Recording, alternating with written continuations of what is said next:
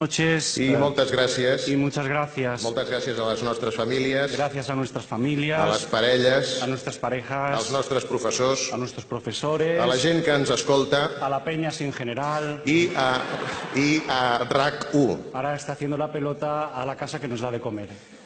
Vamos a intentar expresarnos en lengua castellana, pero después de toda una vida escolar de inmersión lingüística en catalán, comprenderán que no nos será fácil. Sí.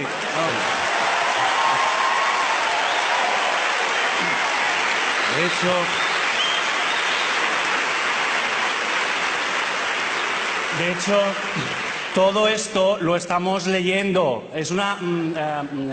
¿cómo se llama esto? Transcripción fonética. Eso, transcripción. No sabemos muy bien lo que estamos diciendo. Bien. Pero vamos. Bien. Damos las gracias a los Ondas por premiar